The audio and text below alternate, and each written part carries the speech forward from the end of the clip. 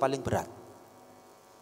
Diriwayatkan bahwa Rasulullah SAW ya, itu kalau sudah menerima wahyu pulang ke rumah Siti Khadijah, itu diselimuti badannya Rasulullah, panasnya terasa sampai di baliknya, di bagian luarnya selimut. Kalau kita panas diselimuti, badan kita kalau disentuh panas, tapi selimutnya nggak ikutan panas, anget aja enggak. Tapi kalau Rasulullah SAW menerima wahyu dari Allah Subhanahu wa Ta'ala, diselimuti oleh Siti Khadijah, panasnya tembus sampai ke selimutnya dan berkeringat mengucur deras.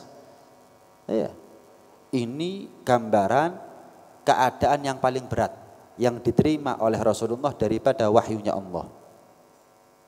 Jelas? Makanya dikatakan qaulan tsaqila. Allah sifatkan Al-Quran, kalamnya Allah itu adalah qaulan tsaqila, ucapan yang berat. Lau anzalna hadzal qur'ana ila jabalin la ra'aitahu khashi'an mutasaddian min khasyiatillah. Kalau seandainya kami Allah turunkan Al-Quran ini kepada gunung, pecah itu gunung karena takut kepada Allah. Gunung itu nggak sanggup sebetulnya untuk menerima langsung daripada wahyunya Allah. Yang sanggup itu siapa? Para nabi, para rasul. Bahkan dikatakan lisan manusia seperti kita hakikatnya nggak sanggup untuk melafalkan Al-Quran, wahyu-wahyunya Allah, kalam-kalamnya Allah. Kita menjadi sanggup karena sebab apa? Karena lisan mulia Rasulullah disanggupkan oleh Allah Subhanahu wa Ta'ala. Lu bayangkan, kalau gunung nggak sanggup, kok bisa manusia sanggup? Kalau bukan karena perantaranya Rasulullah SAW. Kan logikanya, kalau gunung nggak sanggup, apalagi manusia. Kalau gunung ngajak keberatan, apalagi manusia pasti merasa lebih berat. Tapi ketahuilah, untuk Nabi, Rasul, apalagi Rasulullah ini manusia-manusia pilihan, manusia-manusia khusus, sehingga apa yang tidak disanggupi oleh gunung, Nabi dan Rasul sanggup, Rasulullah sanggup.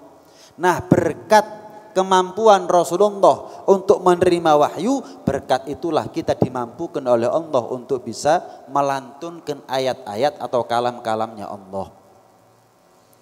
Malaikat itu, kita sholat, malaikat sholat. Kita kalau haji, tawaf, malaikat tawaf. Kita kalau zikir, malaikat zikir. Tapi kalau kita baca Quran, malaikat nggak baca Quran. Kenapa? Nggak sanggup. Mereka bukan sosok makhluk yang diciptakan memiliki kemampuan untuk baca Quran. Gampangannya begitu. Malaikat itu sama seperti gunung. Allah ciptakan gunung bukan untuk memiliki kesanggupan, kemampuan untuk menerima Al-Quran. Malaikat pun juga begitu. Mereka itu diciptakan oleh Allah tapi tidak disertai dengan kesanggupan, kemampuan atau otoritas untuk bisa menerima wahyunya Allah. Enggak. Yang bisa siapa sih? Nabi dan Rasul. Tauratnya kepada Nabi Musa, Zaburnya kepada Nabi Daud dan seterusnya. Termasuk Al-Quran. Lah kita bukan Nabi, bukan Rasul. Sanggup, kenapa? Rasulullah berkatnya. Rasulullah adalah perantaranya. Makanya malaikat paling demen kalau melihat atau mendengarkan umat Nabi Muhammad baca Quran. Kenapa? Mereka mengidam-ngidamkan punya keadaan yang sama. Mereka mengidam-ngidamkan punya keadaan yang sama. Mereka nggak bisa baca Quran. Karenanya mereka cukup mendengarkan Al-Quran. Kalau kita bukan hanya mendengar Al-Quran tapi membaca Al-Quran. Jelas ini ya. Jadi setiap makhluk itu punya kemampuannya masing-masing. Ya gambarannya begini dah. Malaikat itu makhluk yang bisa menjelma menjadi manusia. Tapi kalau manusia nggak bisa menjelma menjadi apa-apa. Nah, jadi setiap makhluk diciptakan oleh Allah sesuai dengan fungsi dan tugasnya masing-masing, disertai dengan kemampuannya masing-masing. Malaikat bisa terbang, manusia ya nggak bisa terbang. Jelas ya? Manusia terbatas oleh dimensi dan waktu. Kalau malaikat enggak. Istilahnya nggak terbatas oleh tembok, nggak terbatas oleh dinding, mau pergi kemana juga bisa. Itu namanya malaikat. Ya, manusia hidup dan mati. Tapi kalau malaikat nggak mati-mati kecuali kiamat. Setiap makhluk diciptakan oleh Allah sesuai dengan fungsi dan tugasnya masing-masing. Untuk memaksimalkan, mengoptimalkan kemampuan tugas dan fungsinya mereka diberi kemampuannya masing-masing.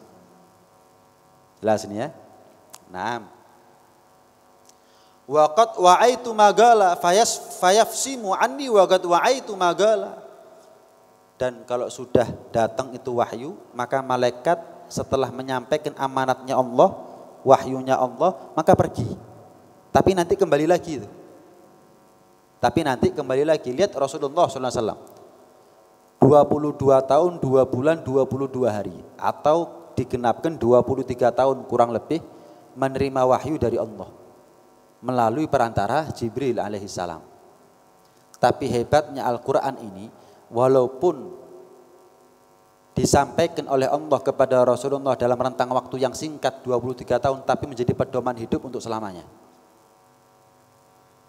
Kalau ada buku menjadi karya seseorang yang ditulis selama 23 tahun, jelas buku itu tidak akan mungkin relevan untuk sepanjang zaman.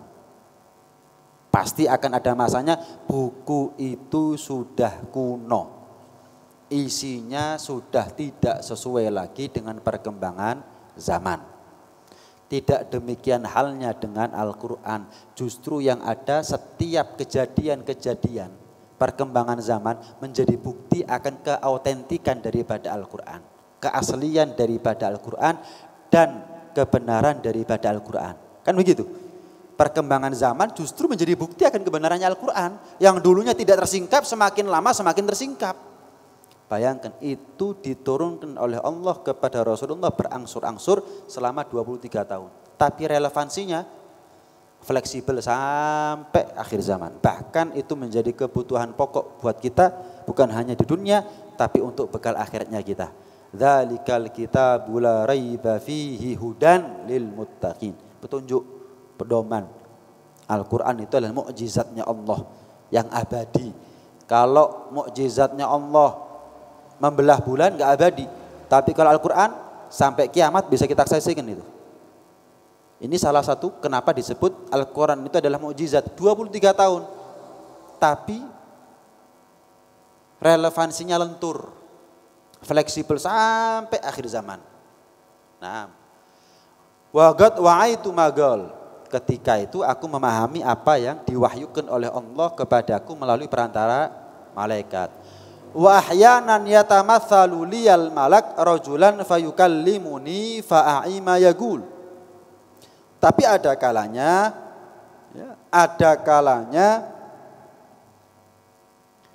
Allah serupakan bagiku malaikat untuk menyampaikan wahyunya Allah. Malaikat yang menyerupai seorang laki-laki, tapi malaikat itu tidak berjenis kelamin. Malaikat itu tidak berjenis kelamin. Hati-hati, kalau kita nonton TV, sering kali yang namanya malaikat itu diserupakan dengan perempuan. Apa bahasa Inggrisnya malaikat? Angel. Angel itu selalu laki apa perempuan? Ada laki namanya angel? Ada. Kecuali kalau paginya namanya Hartono, malamnya namanya Angel, banyak. Jelas ya? Paham nih ya? Hati-hati. Ya, terutama kalau kita punya anak, jangan sampai mereka terdoktrin tanpa sadar bahwa malaikat itu berarti perempuan. Kalau ada yang mengatakan malaikat itu perempuan, hukumnya kafir. Tapi kalau ada yang mengatakan malaikat itu laki, tidak dihukumi kafir, tapi maksiat. Dosa besar. Malaikat itu perempuan, kafir. Kalau dia muslim, murtad itu. Tapi kalau menilai atau menganggap, menghukumi bahwa malaikat itu laki, maka dia maksiat saja. Dia menghukumi sesuatu yang tidak dia tahu. Pernah ngelihat malaikat kok tahu laki perempuannya? Allah saja nggak pernah kasih informasi kepada kita malaikat itu laki, malaikat itu perempuan. Kok berani-beraninya dia mendahului hukumnya Allah Subhanahu wa taala. Offset, makanya maksiat. Jelas ini ya. Nah, jangan kita anggap bahwa malaikat itu laki atau perempuan. Cuman malaikat itu menjelma menjadi seorang laki-laki datang kepada para nabi untuk menyampaikan wahyunya Allah Subhanahu wa taala. Dari situlah para nabi memahami apa yang diucapkannya sebagai wahyunya Allah Subhanahu wa taala. Nah, saya tambah sedikit. Iman kepada kitab sucinya Allah. Iman kepada kitab sucinya Allah. Wal murad bil kutub ma yashmulus suhuf. Yang dimaksud kitab suci bukan hanya Taurat, Zabur, Injil, Quran, kitab, tapi juga termasuk suhuf. Suhuf itu adalah lembaran-lembaran yang kalau dulu terbuat dari kulit, yang isinya adalah firman-firmannya Allah Subhanahu wa taala. Wa qad ustuhira annaha mi'atun wa arba'ah. Kitab sucinya Allah termasuk suhuf itu yang dikenal jumlahnya ada 104. 4 berupa kitab suci, 100 berupa suhuf. Jelas? 4 berupa kitab suci, 100 berupa suhuf. Sekian suhuf untuk Nabi Adam, sekian suhuf untuk Nabi Syith, sekian suhuf untuk Nabi Musa sebelum menerima Taurat, dan sekian suhuf untuk Nabi Ibrahim. Inna hadza la fis suhufil ula suhufi Ibrahim wa Musa. Berarti Nabi Musa itu menerima suhuf juga sekaligus menerima Taurat, kitab suci. Jelas. Ada pendapat yang lain jumlahnya 114, bukan 104. Walhasil sebagian ulama mengatakan tidak bisa kita batasi berapa jumlah tertentu daripada kitab sucinya Allah Subhanahu wa taala, suhufnya Allah Subhanahu wa taala, enggak bisa dibatasi dengan jumlah tertentu. Maka tidak bisa kita katakan jumlahnya cuma 104, enggak, bisa jadi lebih daripada itu. Bisa jadi lebih daripada itu. Kenapa? Kata ulama, kalau kamu teliti-teliti dari berbagai macam riwayat, kamu akan dapatkan penemuan jumlah kitab sucinya Allah termasuk suhuf itu mencapai 184. 114. Iya. Kemudian 184. Berarti kan ini menunjukkan tidak ada batasan. Banyak. Tidak dibenarkan kalau orang mengatakan jumlah kitab suci itu 104 tok. Enggak lebih, enggak bisa. 104 itu bisa dikatakan minimal. Maksimalnya enggak tahu kecuali Allah. Enggak tahu kecuali Allah Subhanahu wa taala. Karena itu wajib buat kita untuk meyakini bahwa Allah Subhanahu wa taala menurunkan berbagai macam kitab sucinya dari langit secara global. Saya kasih tahu begini. Nuzulul Quran tanggal berapa? 17 Ramadan. Apa sih yang dimaksud nuzulul Quran itu? Nuzulul Quran itu adalah hari atau malam di mana Allah menurunkan Al-Quran dari tempat asalnya ke langit dunia yang namanya Baitul Izzah secara utuh. Dari tempat asalnya Lauhul Mahfud menuju Baitul Izzah langit dunia secara utuh. Itu tepat tanggal 17 Ramadan. Nah, mulai saat itulah sampai 23 tahun kemudian, step by step sesuai dengan kejadian yang dialami oleh Rasulullah diturunkan kepada Rasulullah SAW. Bisa dipahami? Jadi 17 Ramadan itu hari diturunkannya Al-Quran dari tempat asalnya yaitu Lauhul Mahfud ke langit dunia secara utuh. Untuk apa? 23 tahun. Kan Rasulullah itu terutus usia 40, wafat usia 63. Berangsur-angsur sesuai dengan kejadian kronologi yang dialami oleh Rasulullah. Al-Quran dari langit dunia yang utuh tadi itu, ayat per ayat difirmankan oleh Allah kepada Jibril kepada Rasulullah SAW. Walhasil dari sekian banyak kitab sucinya Allah yang wajib kita tahu secara rinci itu ada 4. yang wajib kita tahu secara rinci ada 4. Tauratnya Nabi Musa, Zaburnya Nabi Daud, Injilnya Nabi Isa, dan Al-Qur'annya Rasulullah sallallahu alaihi wa ala alihi wa sahbihi wasallam. Wallahu a'lam. Insyaallah pertemuan yang akan datang kita akan bahas sedikit tentang isinya Taurat itu apa sih? Isinya Zabur itu apa sih? Walhasil dari Taurat, Zabur, Injil, Al-Quran yang awet abadi kebenarannya itu cuman Al-Quran. Yang lain memang Allah tidak berkehendak untuk menjaganya secara maksimal. Bukan Allah nggak mampu, memang nggak mau menjaganya secara maksimal. Taurat, Zabur, Injil, sehingga Allah bukan kasih izin, Allah bisa saja manusia itu ngotak-ngatik isinya Taurat, Zabur, Injil, bisa saja. Karena memang Allah tidak menghendaki Taurat, Zabur, Injil ini menjadi kitab yang paling sempurna. Enggak. Tapi untuk Al-Quran, inna nahnu nazzalna dzikra wa inna lahu lahafidun. Inna nahnu nazzalna dzikra, betul ya? Wa inna lahu lahafidun. Kami Allah yang turunkan Al-Quran dan kami yang menjaganya. Itu khusus untuk Al-Quran. Taurat Allah nggak pernah bilang begitu. Aku yang menjaganya, enggak. Sehingga karenanya masih ada kemungkinan manusia itu campur tangan dengan isinya Taurat, Zabur, dan Injil. Dan itu kenyataan.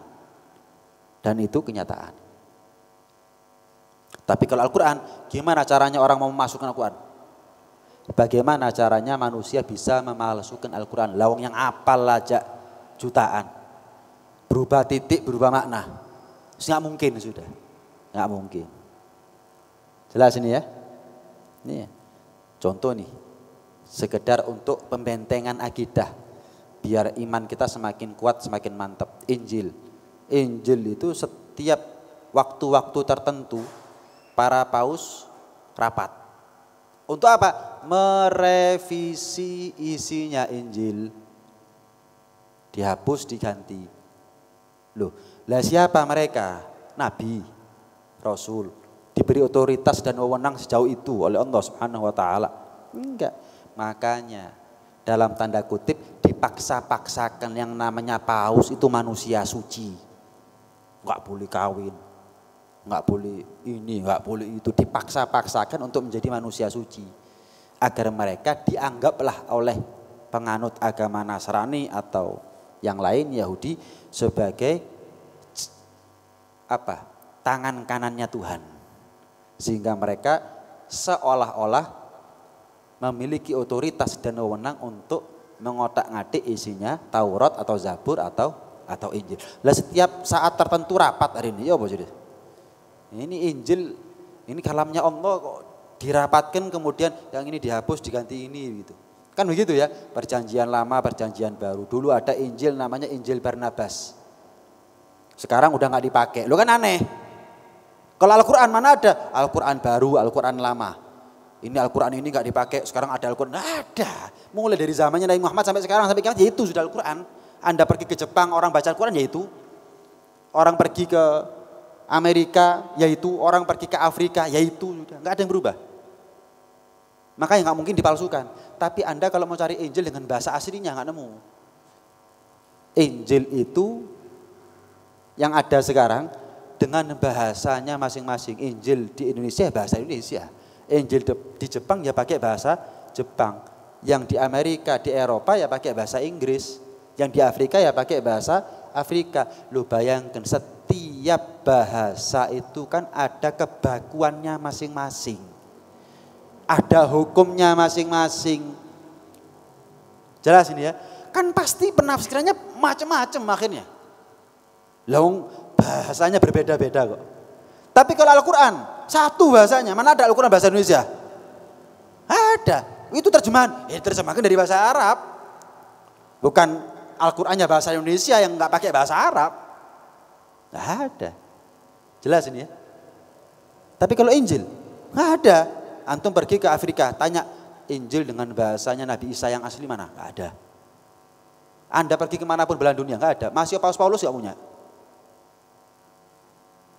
Jelas ini ya. Lah pertanyaan saya cuma satu, yang dirapatkan, yang direvisi oleh para paus di Vatikan, itu Injil bahasa apa? Bahasa Inggris, lah yang bahasa Afrika gimana yuk? Yang bahasa Indonesia gimana? Yang bahasa Jepang gimana? Hukumnya masing-masing kok itu. Iya kan? Grammarnya kan sendiri-sendiri itu. Nggak bisa disamakan dong. Nah ya apa itu ayo? Apa yang dipakai itu? Oh bahasanya bahasa Italia. Lah yang bahasa selain bahasa Italia gimana yuk? Makanya usahlah. Oh, terlalu gampang. Terlalu mudah untuk mematahkan Injil, terlalu mudah. Kenapa? Produknya manusia. Kami dulu di pondok belajar Injil Barnabas itu. Injil yang paling mirip dengan versinya Islam, versinya Injil yang asli, itu Injil Barnabas. Makanya ditolak. Di Injil Barnabas tidak pernah Nabi Isa disebut sebagai anaknya Tuhan atau jelmaan Tuhan, enggak ada. Di situ malah disebutkan oleh Nabi Isa, aku bukan siapa-siapa, aku hanyalah hambanya Allah dan utusannya Allah. Di situ juga disebutkan di Injil Barnabas tentang sifat-sifatnya Nabi akhir zaman. Yang persis plek Rasulullah SAW. Makanya ditolak. Kenapa? Buat mereka ini dianggap kelemahan. Enak ya, ketemuan salah terus ditolak, kan enak. Enak lah ngono. Oh kami nggak pakai Injil Barnabas. Enak kalau begitu. Dulu dipakai, kenapa sekarang nggak dipakai? Berarti dulu semuanya sesat itu semuanya dulu tuh. Paham enggak kira-kira? Berarti mungkin bapaknya kamu, kakek moyangnya kamu dulu sesat itu karena pakai Injil Barnabas. Mana mungkin, ini kan hal yang terlalu mudah untuk dicerna bagi seseorang. Kok ini sih agama ini? Kok begini sih agama ini? Injil kok dulu ada yang berlaku sekarang enggak berlaku dan seterusnya. Ini gimana maksudnya ini? Makanya betul katanya Allah. Pemeluk agama selain Islam berada dalam keraguannya sendiri-sendiri. Pemeluk agama di dalam Islam itu berada dalam keraguannya masing-masing. Contoh wis, umat Nasrani itu loh.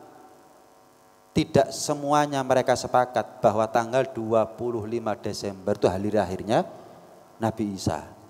Kenapa? Musim dingin. Sementara Siti Maryam melahirkan Nabi Isa makan buah kurma. Mana ada makan kurma musim dingin ini? Ada kurma tumbuh di batu sana. Ada dari plastik tapi kan. Mainan, pajangan. Nggak ada, itu saja sudah bertentangan. Jadi mereka itu merayakan Natal tapi ya ragu. Yang kalau nggak usah dalil dowo sudah. Loh, kalian merayakan Natal kelahiran Nabi Isa tanggal 25 Desember. Ini musimnya musim dingin. Loh, Nabi Isa itu kan Siti Maryam itu kan ketika melahirkan makan buah kurma. Itu versinya Injil juga begitu loh ya. Makan buah kurma. Loh, ini kan bertolak belakang, mana ada kurma panen berbuah di musim dingin. Tanya sama mereka, bingung. Bingung, jangan dianggap Islam tok yang pecah. Mereka itu lebih parah pecahnya daripada kita. Kalau kita ini masih bisa satu masjid. Kunut gak kunut, bismillah gak bismillah, tahlil gak tahlil, bisa satu masjid. Kalau mereka gak bisa. Gak bisa. Paham gak maksud saya? Diajak bersatu gak bisa. Kalau kita masih bisa diajak bersatu itu. Cuman susah. Kan begitu, tapi kan bisa. Kalau mereka itu nggak bisa, sudah beda sudah. Beda sudah. Makanya Injil Barnabas itu Injil yang paling mirip dengan versinya Islam. Tentang Nabi Isa-nya, tentang Allahnya, tentang Maryamnya, tentang Nabi Muhammadnya. Paling mirip. Lalu pertanyaan saya, tahun sekian itu dipakai Injil Barnabas, sekarang ditolak. Berarti kan tahun sekian itu mulai dari sebelumnya, sesat semuanya berarti. Ini mau sampai ke Tuhannya gimana ini? Gimana? Ya apa caranya? Mulai zamannya dari Muhammad sampai sekarang Al-Quran ya satu. Selesai sudah. Otentik, asli, nggak ada campur tangan manusia. Iya. Paham nih ya? Kalau ada yang mengatakan Al-Quran itu karyanya Muhammad. Loh kok iso? Dari mana Rasulullah tahu? Kalau di Laut Siberia ada satu laut tapi dua warna? Pernah Rasulullah hidupnya sampai ke situ? Kok tahu Rasulullah bahwa orang itu semakin tinggi posisinya, kalau terbang semakin minim oksigennya. Emangnya Rasulullah pernah terbang? Isra dan Mi'raj kan bukan terbang seperti orang terbang begini kan? Wong merem melek sudah nyampe kok Rasulullah, enggak bisa, dimensi alam yang lain sudah, bukan terbang seperti kita terbang begitu. Dari mana Rasulullah tahu? Rasulullah enggak pernah terbang. Kalau memang Al-Quran ini karyanya Rasulullah, dari mana Rasulullah tahu? Kalau dalam rahim seorang perempuan itu ada 3 sisi kegelapan. Gelapnya perut, gelapnya rahim, dan plasenta. Dari mana Rasulullah tahu? Dokter, bidan. Dari mana Rasulullah tahu? Kalau di dalam lautan itu ada gunung berapi. Emangnya Rasulullah pernah nyelam? Jadi kalau ada orang ngomong, Al-Quran karyanya Rasulullah, goblok-gobloknya orang itu namanya sudah. Masih pondok pesantren kalau perlu yang ngomong, iya. Paham ya? Ya terlalu banyak hal yang Rasulullah dengan kapasitasnya sebagai manusia biasa, yang gak pernah kemana-mana, gak pernah bedah perutnya orang, gak pernah snorkelingan ada di lautan, gak pernah nyelam, gak pernah terbang. Kok tahu itu semuanya? Ya berarti itu tandanya, itu buktinya bahwa Rasulullah itu bukan membuat Al-Quran tapi diamanati Al-Quran. Al-Quran ya kalamnya Allah. Rasulullah tahu karena diberitahu oleh Allah. Begitu. Ya, mondok anak makanya mikir. Yang dilihat jangan bangunannya. Kan bingung, mondok anak akhirnya yang punya pondok di penjara kan bingung sampean. Ya apa anakku itu tani. Kan begitu ya. Pastikan betul Anda mondokkan anak itu akidahnya benar. Kalau nyari bangunan ya hotel itu namanya. Kalau nyari menunya makanan, ya restoran itu namanya. Boleh, tapi yang prioritas bukan itu. Yang prioritas bukan itu. Gurunya gimana, akidahnya bagaimana. Sanad ilmunya, rantai keilmuannya itu sambung enggak? Jangan-jangan bikin hukum-hukum sendiri. Iya. Kan begitu. Kan bikin hukum-hukum sendiri akhirnya. Macam-macam sudah ya. Salam diganti salamnya Yahudi, kan bikin hukum-hukum sendiri ini namanya. Repot. Ayo, antum punya anak pulang bukan assalamualaikum, ayo nggak bingung sampean. Sing gak mondok ngomong assalamualaikum, sing mondok lah kok gak ngomong assalamualaikum kan bingung sampean. Kesian kan begitu, kesian. Nggak tahu kok iso jebusnya kemana. Walhasil fitnahnya zaman parah ya. Fitnahnya zaman parah. Nah, termasuk rezekinya orang zaman sekarang ini ketika dia hijrah, ketika dia mau belajar, ingin berdalil agama, dia bertemukan sama Allah orang-orang yang tepat, itu rezekinya dia. Karena banyak orang yang hijrah tapi tidak ditakdir oleh Allah bertemu dengan orang-orang yang tepat. Itu rezeki. Ya untung-untungan sudah. Untung-untungan sudah. Ketemu sama orang yang bisa diajak bersatu, kadang-kadang ada orang hijrah ketemu sama orang yang gak bisa diajak bersatu. Ketemu sama orang yang akidahnya jelas, kadang-kadang orang hijrah ketemu sama orang yang akidahnya enggak jelas. Ketemu ya, orang hijrah kepingin belajar memperdalam ilmu agama, ketemu sama orang yang sanad ilmunya sampai kepada Rasulullah. Rantai keilmuannya sampai kepada Rasulullah. Ada yang enggak sampai. Bu nyampe mana? Ujung-ujungnya jangan-jangan Google, YouTube, iya, Wikipedia atau searching, browsing ada di internet saja. Di gambaran. Ya. Penting buat kita. Antum sakit berobat pasti milih dokter kok. Kan kesian ada orang kepingin sembuh tapi ketemu dokter yang malpraktek, kan kesian. Sama, ada orang kepingin hijrah tapi ketemu sama ulama yang mal fatwa, itu kan kesian. Mal fatwa, mal statement, itu kan kesian. Rezeki untung-untungan, lek ketemu dokter sing tepak waras, lek gak ketemu sing tepak tambah loro. Jelas ini ya? Itu penting ini. Penting, makanya antum kalau ngadakan acara pastikan. Antum mengadakan acara pastikan. Yang diundang ini siapa? Ilmunya, akidahnya, mondoknya, gurunya. Harus tahu. Jangan cuma sekedar orator. Kalau orator pintar ngomong. Iya. Saya yakin kalau antum sendiri bisa kok. Tinggal ngafalkan yang di YouTube, oh gini ya khair, siap. Selesai ngomong itu namanya. Tapi apakah bisa ini dikatakan sebagai ulama? Kan nggak bisa. Antum cari makan kan cari yang halal, bukan cuma enak. Kalau cuma enak ngomong banyak, tapi yang halal fatwanya nggak banyak. Nah, cari yang enak dan halal fatwanya. Maksudnya gimana halal fatwanya? Sanad keilmuannya jelas, gurunya siapa jelas, akidahnya jelas. Kalau enggak, kita tanggung jawab sama yang hadir. Khawatirnya mereka mendapat informasi yang tidak halal dalam tanda kutip. Ya, harus selektif. Salah makan sakit perut. Tapi kalau salah berguru, salah beragama. Sakit perut ada obatnya, salah beragama susah obatnya. Ya, kadang-kadang orang itu dengar pertama kali, ya itu sudah benar. Yang lainnya salah. Seringkali begitu. Enggak semuanya, tapi seringkali begitu. Tergantung siapa orang yang pertama kali dia jumpai ketika dia mau hijrah. Ya itu sudah. Yang menentukan hidupnya sampai matinya biasanya begitu sudah. Kalau sudah salah mau dibenarkan, dikasih tahu ini ada khilaf, ini ada dalilnya, ini ada nasnya, ini ada hujahnya. Enggak. Kenapa? Yang pertama kali dia dengar sudah salah sudah. Karena memang kecenderungan manusia itu lebih kepada fanatik daripada keluasan. Itu kecenderungannya manusia begitu. Ya. Lanjut ke kitab Tanwirul Muhtadin. Saya bawakan satu cerita. Iya, saya bawakan satu cerita. Halaman 9 poin yang terakhir. Checklist yang terakhir.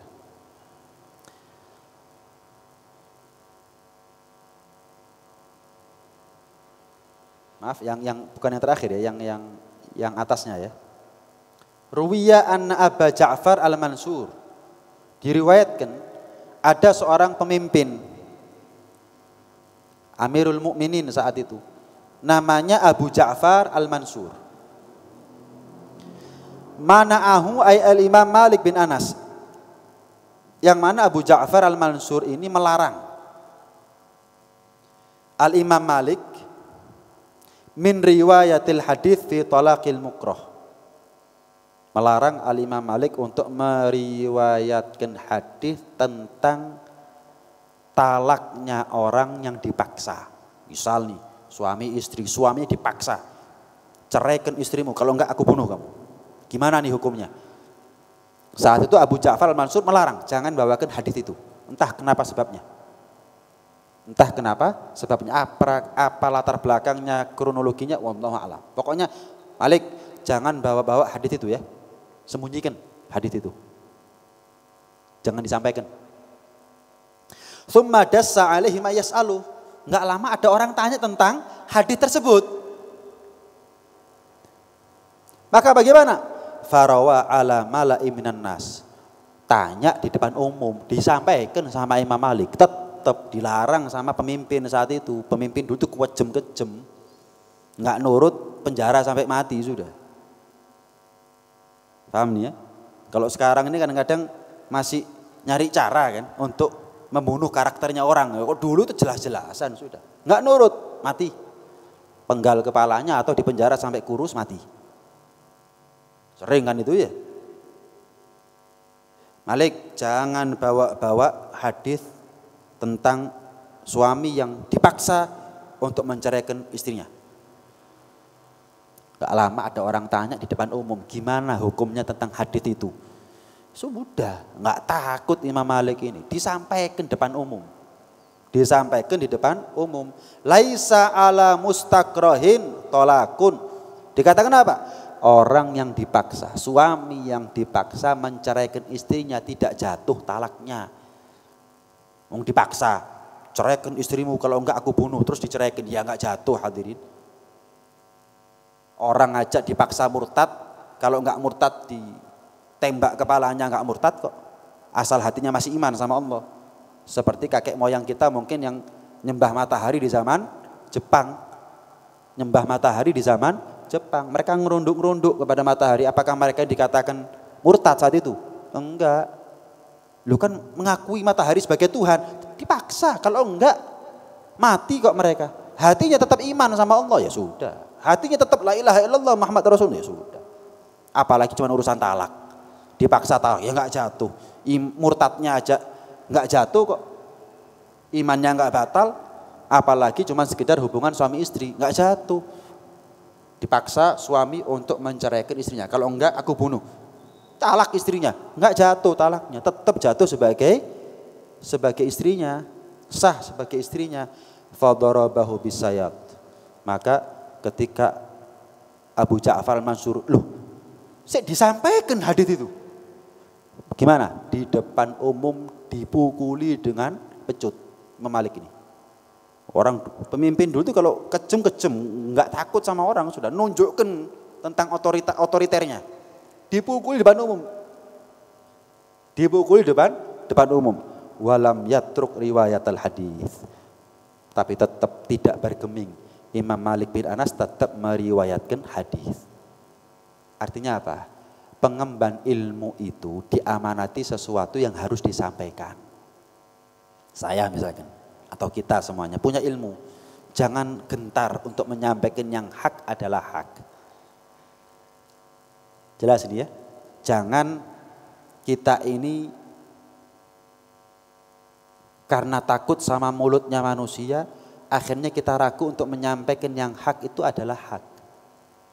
Atau karena tendensi-tendensi dunia, akhirnya kita ragu untuk menyampaikan yang hak itu adalah hak.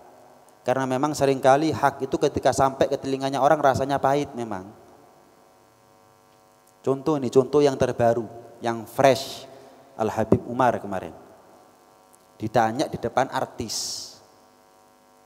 Ini kan orang-orang senang musik, bahkan mereka pemain musik. Ditanya hukumnya musik.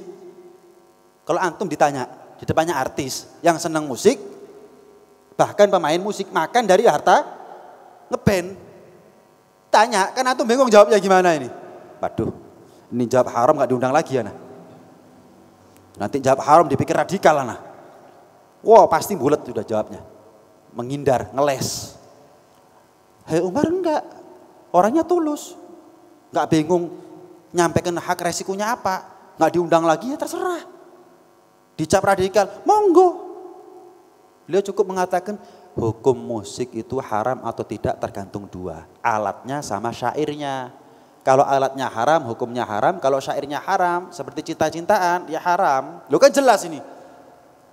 Kan jelas sudah. Selebihnya lanjutkan sendiri sudah. Tapi kan jelas, gak bulet. Ditanya A, B, C sampai Z, tapi tetap gak terjawab kadang-kadang. Bulet, ngeles, tujuannya apa? Yang ngeles. Takut mau nyampaikan hak itu, takut. Kenapa? Berhadapan langsung sama pelakunya soalnya. Ya Tahi Umar, enggak, tenang aja, jawab begitu. Sederhana, simple. Sederhana dan simple. Ditanya masalah jenggot, iya kan? Tahi Umar, ya tenang jawabnya. Itu hukumnya sudah. Itu hukumnya sudah. Beliau mengatakan ya dirapikan itu termasuk sunnah dan lain sebagainya. Berjenggot itu hukumnya adalah sunnah. Tapi merapikan pinggiran-pinggiran jenggot itu juga hukumnya sunnah. Jangan melakukan satu sunnah meninggalkan sunnah yang lain. Walhasil kalau kembali ke topik, orang itu dikasih ilmu, dia punya satu amanat yang besar yang harus disampaikan apa adanya. Tulus, enggak tendensius. Itu adalah kewajiban. Ini gambarannya begini dah. Seenak-enaknya saya ceramah pasti ada yang bilang ceramah saya enggak enak. Seenggak enaknya saya ceramah, ya pasti ada orang yang bilang ceramah saya enak. Selesai. Jadi enggak usah bingung. Waduh, ceramah saya dibilang enggak enak. Terus berubah gaya, enggak usah. Kenapa? Kan ada juga yang bilang kamu enak. Ya sudah. Saya kasih gambaran. Waduh, pengajian saya sepi. Misal nih, terus saya down gara-gara banyak yang enggak hadir. Ya keliru. Kenapa? Berarti saya enggak peduli sama yang hadir. Gara-gara yang enggak hadir kemudian saya mutung. Wis gak pengajian mana? Apa sing teko gak akeh, males. Loh, berarti saya menafikan kehadirannya antum semuanya berarti. Buat saya kehadiran antum enggak ada nilainya berarti. Ya keliru. Ini berarti orang ceramah ngajar tendensius. Kepinginnya rame terus. Paham nih ya? Diundang. Berapa orang yang hadir? 1.000. Waduh nanti aja ya kalau sudah 5.000 undang saya. Nunjukkan level gitu. Diundang. Ada bukan gak ada. Keluar kota atau keluar pulau misalnya kan ya. Naik pesawat lain gak mau. Minim Garuda. Kalau enggak gak mau. Kadang-kadang harus bisnis. Garuda dan bisnis. Kalau enggak, maaf. Untuk apa? Nunjukkan level aja. Rinci kadang-kadang manajemennya, turun pesawat nanti ke hotelnya apa. Dari pesawat, dari airport ke hotel, mobilnya apa. Nanti di hotel akomodasinya apa. Menunya apa? Disuruh turun ke restoran. Ada itu, diantar. Waduh. Waduh. Menjijikkan kadang-kadang orang-orang seperti ini. Iya. Ini pewarisnya Nabi. Ngewarisi apa dari Nabi ini? Pewaris Nabi itu ketika dakwah nyampaikan hak adalah hak, kemudian dicap macam-macam. Nabi juga dicap macam-macam, kan begitu. Dicap penyamun, dicap tukang sihir, dicap lain-lain. Ya wajar itu sudah. Intinya begitu. Orang yang diberi ilmu itu berarti sudah diamanati oleh Allah sesuatu yang besar. Amanat yang besar. Jangan sampai melakukan satu hal yang fatal. Salah satunya adalah tidak atau menutup-nutupi kebenaran hanya karena tendensi yang ingin dipuaskan. Ini enggak betul. Wallahu a'lam. Lihat Imam Malik dipecut depan umum. Tetap setelah itu bukan terus kapok enggak nyampaikan hadis, tetap nyampaikan hadis.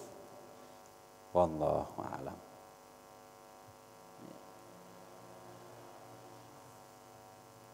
Dalam satu hadis kan dikatakan la ta'ata li makhluk fi ma'siyatil khaliq. Tidak ada ketaatan kepada makhluk tapi dalam rangka memaksiati Allah.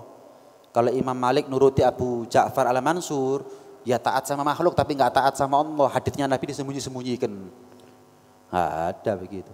Kalau memang ada makhluk yang boleh kita nomor satu kan pasti orang tua. Tapi lihat kalau musuhnya adalah Allah, tetap orang tua nomor dua. Tetap orang tua nomor dua. Nah bisa kita lebih menomorsatukan orang tua daripada Allah Subhanahu wa taala gitu maksudnya. Wallahu a'lam. Ada pertanyaan?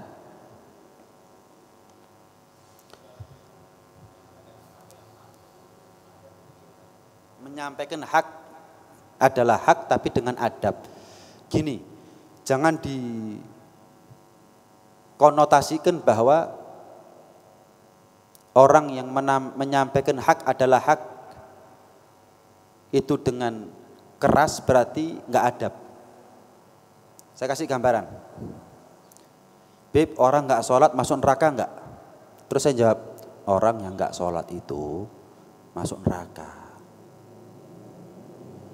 Ada orang lagi tanya, Beb, orang enggak sholat masuk neraka? Neraka. Ini intonasi saja. Ini intonasi. Itu gaya saja itu. Nggak bisa dipaksakan satu sama lain. Yang penting apa yang dia sampaikan adalah hak. Sama seperti dokter itu loh. Ada orang itu pasien datang sakit parah, stadium 4, jantungnya kronis, akut. Ada yang pelan-pelan kasih tahunya, Pak. Ini pelan, alon, digiring begitu. Jelas nih ya? Baru kepada poinnya. Ada yang Pak opnam ya, kaget, tapi ya mau nggak mau, kenapa? Stadium 4 ini harus segera tertangani ini. Jantung lagi, belak-belakan sudah, Pak opnam ya. Lu kenapa? Jantung Anda bermasalah, stadium 4. Kalau jenengan pulang nggak bisa, wis sekarang sudah masuk. Kan ada yang mana yang enak, tergantung yang dengarkan. Kalau orang yang dengarkan itu sama-sama belak-belakannya, nggak senang sama yang pertama. Giring, muter, ujung-ujungnya, Pak jenengan jantung, ngomong kayak mang. Ada orang yang apa ya, sensitif. Ada orang yang sensitif, perlu digiring dulu. Tapi kan saya ngomong di depan Anda yang karakternya macam-macam, yang sensitif ada, yang belak-belakan ada. Kan saya nggak bisa untuk membagi suaranya saya. Oh ini dengan cara nggak bisa. Ya sudah, ini gayanya saya, ini gambaran saja ya. Ini gayanya saya. Kalau Anda sensitif, mungkin ngelihat saya belak-belakan, cari ustadz yang lain yang giring. Selesai. Itu gaya itu. Selera saja itu. Selera saja. Menyampaikan hak dengan hak, tapi dengan beradab adalah tanpa caci maki. Bib gimana Bib? Kalau ada orang nggak sholat, goblok orang nggak sholat itu. Misalkan maaf, anjing orang yang nggak sholat itu. Ini nggak adab, ini bukan gaya lagi ini sudah. Ini bukan gaya lagi sudah. Ini kesalahan dibalas dengan kesalahan namanya. Tapi kalau gimana Bib, orang nggak sholat? Oh ya fatal sih orang nggak sholat itu. Mati sekarang neraka itu. Halus ya, enak ya. Ada yang gimana orang nggak sholat?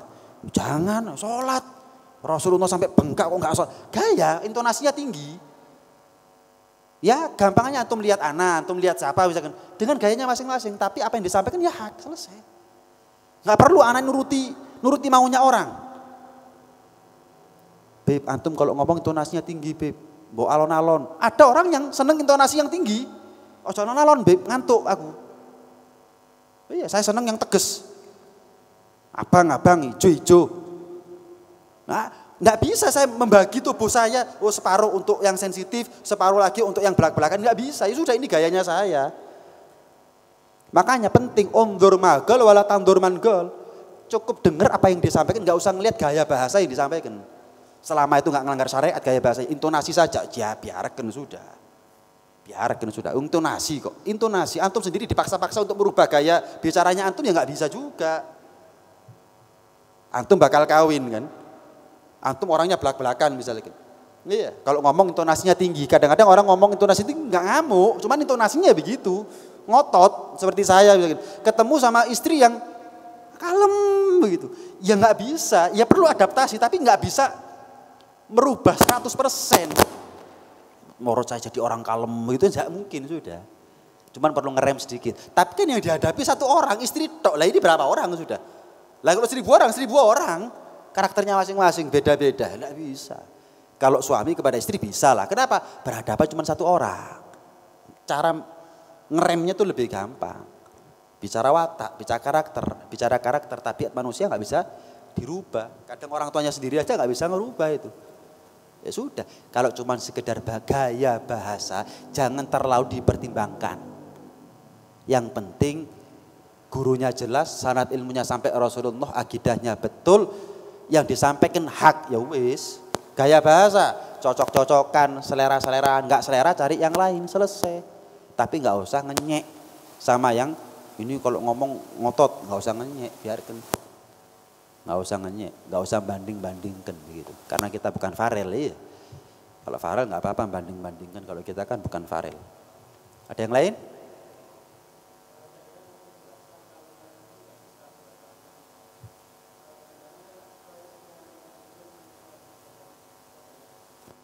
Membaca Al-Quran nggak bisa, tapi menyampaikannya bisa. Sama seperti orang nggak bisa baca tulis, buta huruf. Tapi kalau dikasih tahu, misal ada orang nulis aku nggak bisa, nulis saya nggak bisa, nulis buku nggak bisa. Tapi saya kasih tahu, saya menulis buku, paham dia. Cuma nulisnya nggak bisa. Kalau saya tulis aku menulis buku, baca nggak bisa. Tapi kalau saya sampaikan aku menulis buku, paham, ya sudah itu. Paham ya? Terakhir kalau ada, nggak apa-apa, dua-duanya nggak apa-apa. Ahmad dulu. Hah?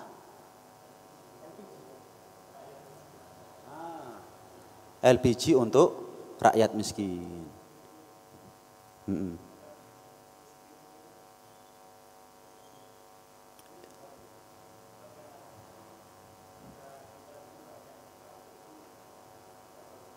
Iya.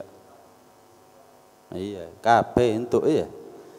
Oh, kalau masang status luar biasa ya. Oh, jalan-jalannya, tasnya ngeledek, kalau pergi ke dapurnya tabungnya masih hijau kadang-kadang ya. Ya intinya begini, kalau ikut kategorinya, kategori miskin ya ikut pemerintah karena pemerintah yang ngasih, kan bukan zakat ini. Kalau zakat kan Allah yang ngasih. Ya. Ikut kategori miskin itu miskin apa kata pemerintah. Wallahu alam apa kata pemerintah itu, apakah dianggap miskin, yang bagaimana miskin itu, wallahu alam. Tapi kalau sudah dikatakan ini subsidi khusus untuk rakyat miskin, ya nggak bisa kita ambil. Bagi yang mampu, ya nggak boleh ngambil sih. Ya. Setidaknya kalau kita berada di antara menengah ke bawah, ya syubhat. Menengah ke bawah, syubhat. Tapi kalau kita betul-betul kaya memang, ya dalam hal ini jelas hukumnya apa? Haram. Tapi kalau kita menengah ke bawah, syubhat. Kenapa miskin? Bagaimana miskin? Kan begitu, kembali ke situ lagi sih. Ya ihtiyatnya tidak diambil. Ihtiyatnya enggak diambil. Nggak tahu itu sampai sekarang masih khusus miskin apa sudah? Hah? Tetap khusus miskin itu.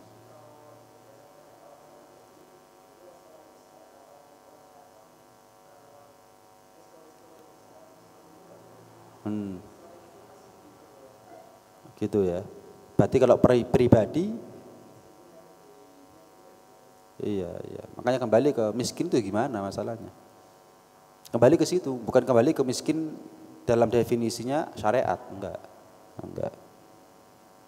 Saya ngasih uang, Ahmad ini kasihkan yang miskin ya, otomatis miskin bagi syar'an jelas. Tapi kalau pemerintahnya lebih kepada menengah ke bawah miskin itu, menengah ke bawah. Wallahu alam. Kembali ke situ. Kalau mau ihtiyat lebih bagus, nggak diambil. Terakhir. Berkaitan.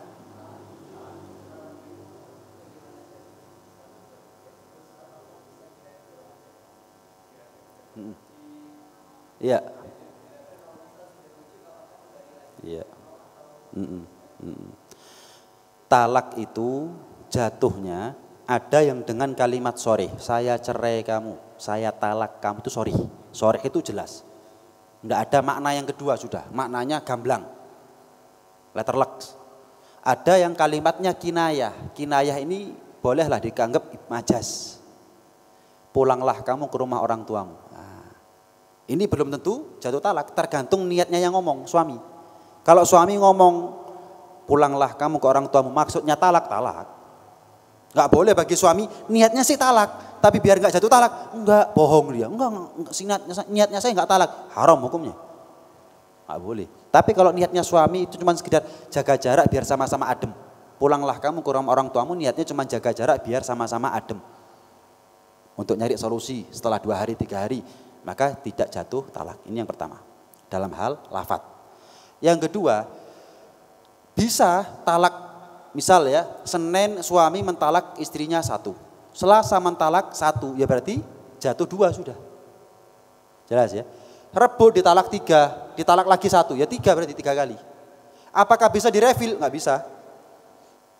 Nggak bisa direfil, kecuali kalau misal sudah ditalak 3. Kemudian istri menikah lagi dengan, setelah selesai idahnya menikah lagi dengan suami yang baru. Terjadi hubungan suami istri antara mereka berdua, dicerai oleh suaminya yang baru, selesai dari idahnya suami yang baru, dinikah lagi oleh suami yang lama. Nah, baru kembali 3. Gak bisa direfil. Ustadz, anak kemarin sudah terlanjur mentalak istri saya 1, berarti sisa 2 Ustadz. Iya, gimana Ustadz caranya biar kembali 3? Gak bisa. Iya, mau bayar berapa pakai koin juga gak bisa itu. Paham ya? Gak bisa. Kadang-kadang begini, Ustadz saya ngomong itu cuma karena emosi Ustadz. Ya jatuh, justru karena emosi itu makanya ngucap talak. Lah mosok gak emosi terus tahu aku cerai kamu, kan gak mungkin. Iseng-iseng saya ceraikan kamu, kan gak mungkin. Saya karena emosi, ya justru itu. Lah mana ada suami gak emosi sama istrinya, tahu-tahu iseng-iseng ngomong saya cerai kamu, kan gak mungkin gitu loh. Ya justru karena emosi itu jatuh, ini menjatuhnya malahan. Makanya kalau emosi suami, kunci mulutnya, jangan sampai mentoknya ngomong talak sama ngomong kasar, selesai. Jangan ngomong kasar, jangan ngomong talak, wis itu batasan sudah. Kenapa? Lek keperucut ngomong kasar itu sama seperti api kecil disiram bensin. Ngomong kasar sama istri, perempuan, itu sama masalah kecil disiram bensin jadi besar. Nggak bisa. Keperucut talak, jatuh sudah. Jatuh. Merujuk apakah harus di depan istri? Tidak, sebagaimana talak tidak harus di depan istri. Tidak harus mentalak istri di depan istri, nggak tahu. Bisa jadi istrinya nggak tahu kalau dia ditalak. Sebagaimana mungkin bisa jadi seorang istri tidak tahu kalau dirinya dirujuk. Tapi sepatutnya bagi yang mentalak tidak di hadapan istri, merujuk tidak di hadapan istri, ada saksi. Gampangannya kalau sekarang direkam. Tapi kalau bisa ada saksi secara syariat, karena rekaman bukan saksi secara syariat, walaupun punya kekuatan. Saksi secara syariat apa? 2 orang laki-laki. Fulan, saksi ya, saya cerai istri saya. Atau saya rujuk istri saya, saksi. Syukur-syukur tambahin lagi rekaman sudah. Sehingga komplit kekuatannya. kompleks ya, masalah talak ini kompleks. Ya. Ustadz, saya ceraikan istri saya sekali. Sampai idahnya selesai. Setahun, 2 tahun, 3 tahun kami kembali. Otomatis akad baru toh. Kan nggak bisa rujuk. Rujuk itu kalau masih dalam posisi suami istrinya masih iddah. Jelas? Misal nih, suami mencerai istrinya. Istri 3 kali suci. Kalau dirujuk sebelum selesai masa iddahnya, tinggal ngomong, saya rujuk kamu, selesai. Tapi kalau sudah terlanjur selesai masa iddahnya, nggak bisa dirujuk, harus akad baru. Setahun, 2 tahun, 3 tahun, bangun komunikasi lagi, kok nyambung lagi, enak lagi. Ayo menjalin rumah tangga lagi yuk. Ya harus akad baru. Harus akad baru. Lah pertanyaannya kan akad baru. Kemarin sudah terlanjur talak 1. Gimana tetap sisa 2? Nggak bisa refill kecuali kalau sudah talak 3. Nikah dulu sama suami yang baru, dikumpuli dulu sama suami yang baru, kemudian ditalak sama suami yang baru, iddah dari suami yang baru, akad baru sama suami yang lama, kembali kepada kembali kepada 3, talaknya kembali 3 karena sudah habis. Jelas ya? Wallahu a'lam. Rabbana anfa'na bima 'allamtana, Rabbi 'allimna alladhi yanfa'una, Rabbi faqihna wa faqih ahlana wa qarabatin lana fi dinina mahal kutri untha wa dzakar, Rabbi wafiqna wa fiqhum lima tartadi qawlan wa fi'lan karama warzuqil kulla halalan daima wa akhilla atqiya ulama nahdha bil khair wa nukfa kulla syar, Rabbana aslih lana kulla syu'un wa agirra bir ridha minkal uyun waqdi anna Rabbana kulla duyun qabla an ta'tiyana rusulan manun waghfir wastur anta akramu man satar wa salatullahi taqshal mustafa man ilal haqqi da'ana wal wafa bi kitabin fihi linnasi shifa wa ala al-ali al-kiram syurafa wa ala sahbi masabihil ghurar, Allahumma ahdina bihudak waj'alna mimman yusari'u fi ridak wa la tuwallina waliyan siwak wa la taj'alna mimman khalafa amraka wa asak wa hasbunallahu ni'mal wakil wa la hawla wa la quwwata illa billahil aliyyil azim. وصلى الله على سيدنا محمد وعلى آله وصحبه وسلم. الحمد لله رب العالمين. الفاتحة.